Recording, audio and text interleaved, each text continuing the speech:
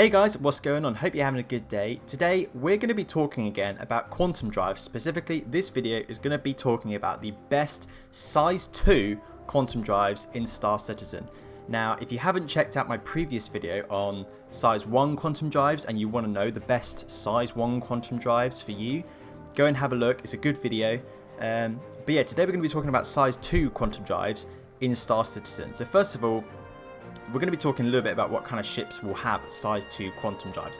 And I'm here on Urkel again, using it. It's a brilliant website. Definitely check it out if you want to do a lot more like stats and get like those nerdalicious numbers. But yeah, I'm going to be picking sort of four ships that all use size 2 quantum drives and use them as a sort of comparison and talking point. So the 4 I've got are some of the most popular. We've got the Cutlass Black from Drake as our first. The second is Misk Freelancer. Third is the 600i Touring, which is my pick. And fourth, we got the Misk Freelancer, but the DUR, the DUR variant. For a specific reason, mainly its external fuel tanks, which boosts its range, as far as I can tell, beyond any other ship that has a size 2 quantum drive. Don't quote me on it though, I'm not entirely sure, but it has a killer range. You'll see this in a bit, but we'll talk about the data first that I've picked up now. If I switch over to my Excel spreadsheet here, let's talk a bit about the numbers. So here you can see on the left hand side is the raw data.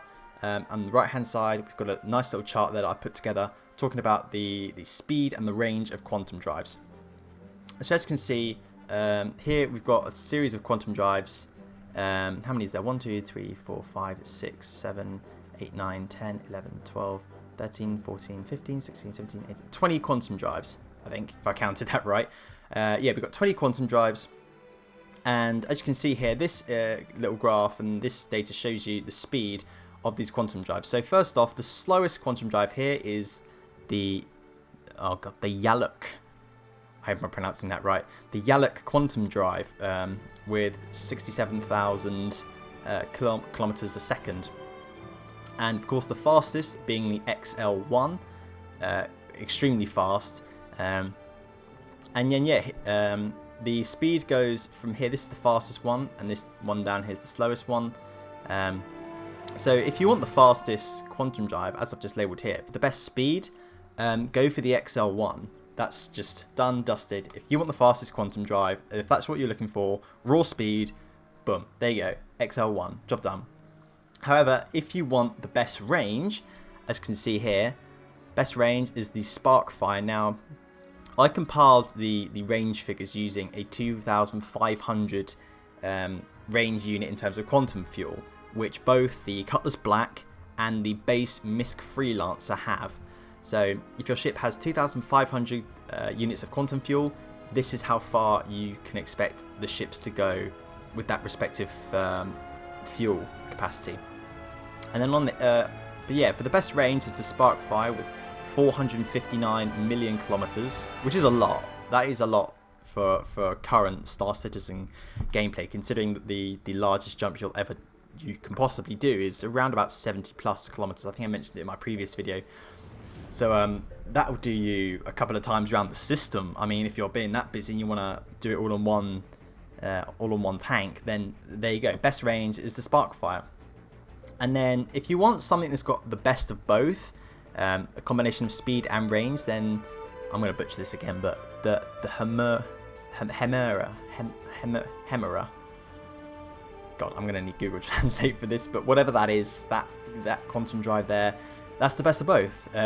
Best speed by miles in terms of, if you look on the chart here, I mean, the closest in terms of, it stands out a lot from its competitors here. I mean, in terms of range, it's got better range than these 4 that come before it, even though it's faster than these 4, which kind of makes these 4 quantum drives, in my opinion, obsolete. I mean, if you had the Sunfire, for example, and you wanted to upgrade your quantum drive, I mean, why not go to this one here, where you get better range than all of these 4 and better speed?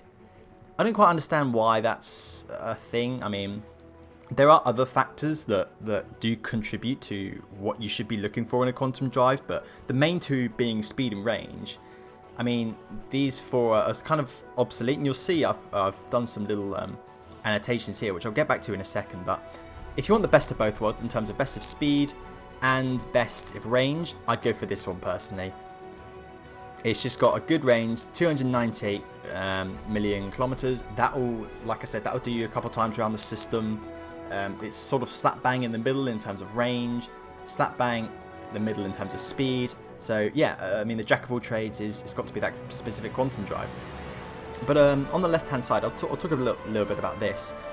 Where I've put an arrow is, let's say you had a ship, for example, that had the Odyssey quantum drive, which if you go back onto Urkel, you'll see is actually one of the most popular ones. As you can see here, let's go back, the Cutlass Black has an Odyssey stock, so does the Freelancer, so does the 600i, and so does the Dur. They all have Odyssey quantum drives.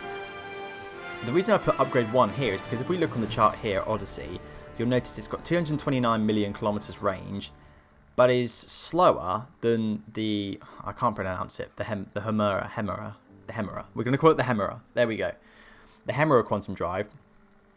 This quantum drive, in comparison to this one, is slower and has less range. So even if you don't know whether you want a quantum drive that has better range or better speed, and you're not quite sure what you should do, you should definitely just upgrade to this one because you get better speed and better range. Unless you really know that you want something super fast, then you go down in this end, or super, super rangy. Is that a word? I don't know. Lots of range. You'd go for one of these ones. But yeah, so these ones here, the Bolon, again, where's this one? Here you go. If you had a Bolon quantum drive and you didn't know, again, what you wanted to upgrade it to, then the best upgrade you could do is go to the Huracan, because you get better speed. As you can see, it's one faster than it, and you get better range. So these ones that I've labelled with the small arrow, you should upgrade at least one quantum drive above it, because you'll get the best of both worlds. You'll get a better speed and a better range, essentially making these obsolete pretty much. So if you have the Yaluk, the Bolon, the Quest, the Odyssey, the Cascade, or the Spicule quantum drives, you should upgrade to the one above it. So if you have the Spicule, you should upgrade to the Crossfire, because you'll get better speed and better range, if that makes sense.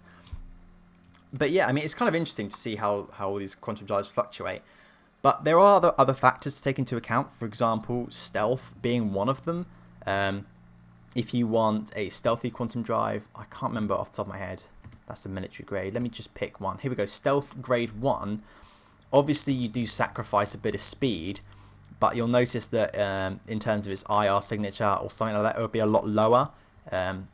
I personally don't know what the benefit of having a stealthier quantum drive is currently in the game. I don't know if there's too many mechanics revolving around stealth, other than like spotting distances and spotting ranges. But let's be honest, I don't think too many people are going to go for stealth grade generators, quantum drives. I think they'll just go for speed, range, or the best of both.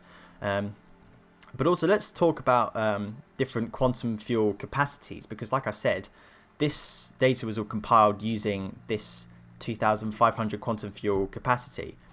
Now, the ships that have it are the Cutlass Black. If you go into the ship info, here it says 2,500 quantum fuel capacity.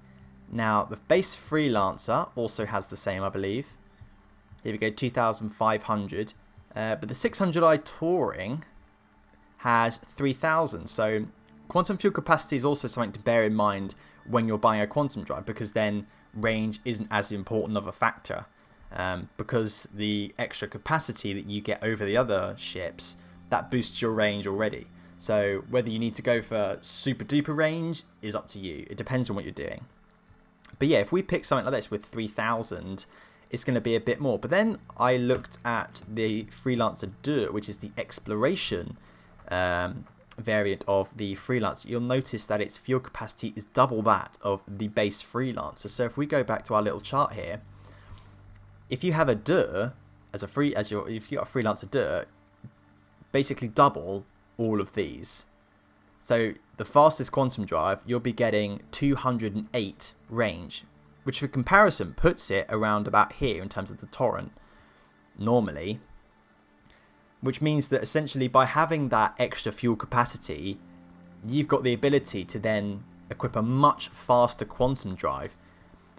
Because instead of getting this 104 range with the smaller capacity, if you double your capacity, 208 million kilometers is now your range.